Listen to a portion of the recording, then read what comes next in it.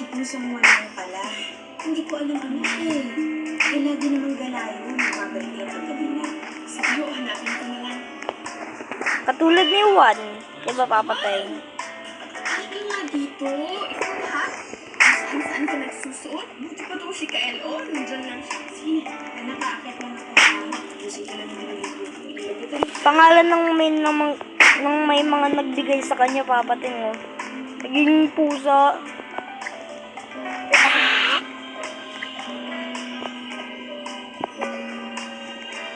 Hey, yo.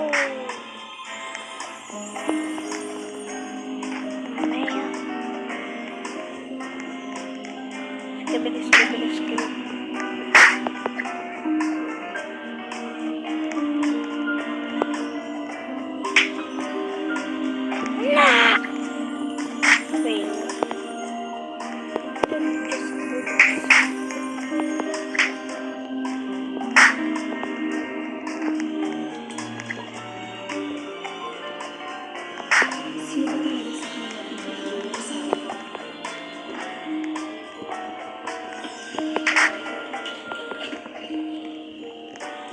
Papating pag nag-birthday yata ulit si Juan, tsaka lang niya makukuha yung kakayahan niyang maging... Dahil sa pagiging tagabantay ng aso, Oo. mas nakikilala ko sa sarili ko.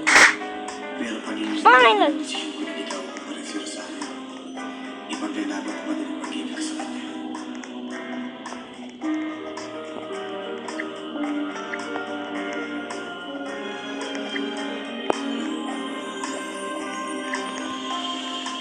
Breathe in, breathe out. Hindi ko na alam kung ang gagawin ko sa anak ko yan. Yun, okay ka lang. Ayos lang ako, Pikoy. Naalala ko yung puntahan ko. Ano yun? Mahirap rin eh. Pakiramdam ko, hindi naman magtatagal yan. Darating ang isang araw kahit gaano pa kasaya, matapos na ng lahat. Iiwanan ka rin ng taong lahat. Pero yung buhay, masaya kayo. Parang ang lalim yung tanong ko. Problema ka ba? Yan na, baka matulungan kita. Si Rosario, malagay kasi siya sa panganib.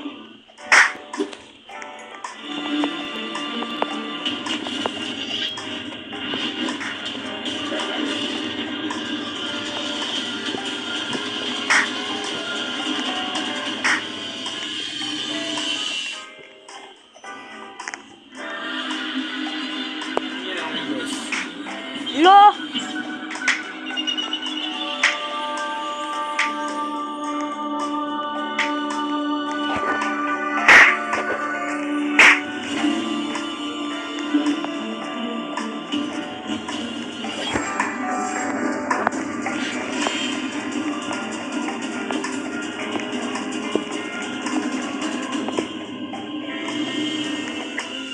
Manang Ferdy po.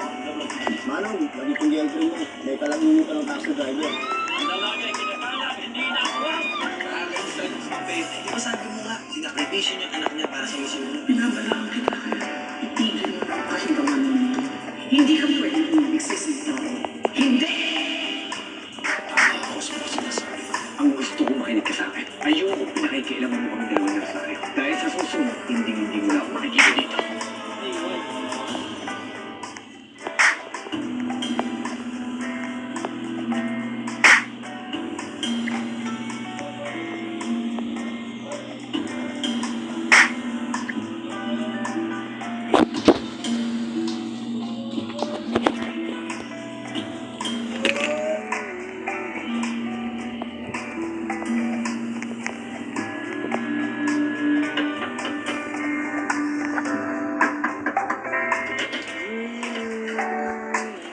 Magandang gabi po. Sige!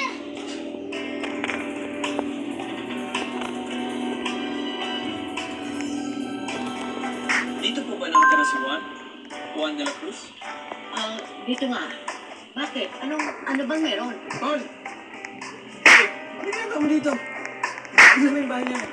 Pulis ako. Magaling ang mag-ina. Tsaka, sikat na sikat ka din sa Quiapo, ha? Samuel nga lang. Kaya ka pala, yun ako si Chola Bilay sa si Pikoy. Yun si Asyo, sa presinto. Ano nga pala sa akin, dapat ka dito? Wala naman. Gusto ko lang na may kausap ako. Nag-aapin ang bayan. Eh, dito ko naman! Madam, relax ka lang. Breathe in, breathe out. Pili ka nga siya. Alam mo, hindi ko maintindihan kung bakit niya nagawa sa akin yun. Tapos nung natagin mo ako, yun ang gagawin niya. I'm sure naman, madam, at nakapag-usap na kayo, napaliwanag mo sa kanya lahat. Maintindihan ka rin ni Kael. Alam mo, hindi ko na alam kung anong gagawin ko sa anak ko yan.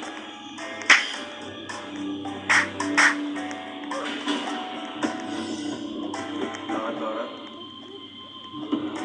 Programa kayo tayo. Oh, Juan. Oh, mapalamig muna kayo. Tol, salamat ho. Ah, ang ngalan niya? Kael po la. Ah, Kael. Sigurado ka ba, Kael, na kumain ka na? Oh, nagluto ako ng adobong baboy. Halika, tikman mo. Dali. Oh, bakit naman ganyan ang mukha mo para ka nandidiri? Ay, naku. Ang sarap ko ng adobo. Sige, salamat na lang ho. O sige, ganito gawin mo. Sabihin mo kung kailan ka babalik. Ipagluluto kita ng manok.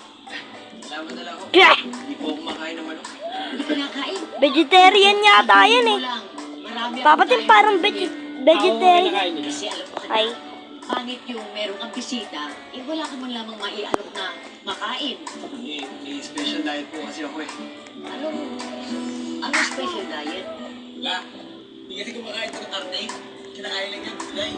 Vegetarian yan, hindi kumakain ng karne. Oh, sabi sa'yo, vegetarian. O siya, sige, bahala na kayo dyan ha. Sige, la. Kaloob mo na ako. Ano pala yun, special diet. Asikaso ka lang mo, no? Mukhang grabe bait yan. Kasi nyo dito. Simple lang yung buhay. Piar, nilyar, gulabar, nilyar, tuldemero, tuldilsa. Si Rosario. Alam mo kasi yung anak mo yan. Hanggang ngayon, hindi pa rin niya nakakita yung vigilante.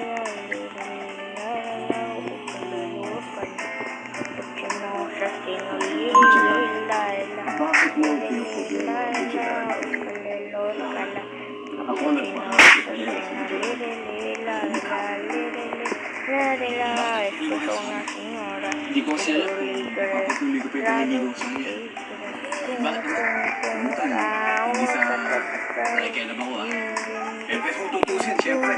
Eh, ayun sa ano may karibal. Pero hindi ko na maintindihan kung bakit hindi mo ito papatuloy pa niligaw sa kanya. Dapat babae.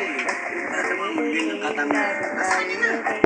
Nakita sa siya mga bakit nag-miss ka? Ang delikado yung trabaho mo. Pinamalala. Kasi naman mo ito. Hindi ka pwedeng magsisi. Hindi! Oh no. Bundon. Laki na responsibilidad ko eh. Marami taong maasa sa akin. Oh, sige naman. Mga mga Pilipino. Yung mga individual sa'yo dahil bayani ka. Galing ko ba yun? Papalusin. Isang gamot para tigilan na nararamdaman mo sa isang babae. Ba't wala akong internet? Tama yung iwan ko. Magiging sa tapo ng babae. Ito dapat yung gawin. Bilang isang anak mo. Oh, parang gano'n naman. Eh, huwag mo naman akong pagtawanan. Hindi mo na tayo tatawanan. Naisip ko lang kasi, alam ko na tayong tanong dalawa. Anong ibig mong sabihin? Natatandaan ko yung sinabi sa'yo dati. Marami tayong pagkakapareho. Anong ba naging problema ko naman kayo sa akin? Dahil dati, lagi kong iniisip na baka lagi ko patuloy yung buhay niya. Marami rin yung taong maasa sa akin. Pero itinuloy mo na ngayon. Bakit? Eh, dahil wala ko siya. Ayoko kasi nang ma-disappoint ka. Alam ko na mataas ang expectations mo sa akin. Ang gusto ko matupad niya lahat ng inuutos ko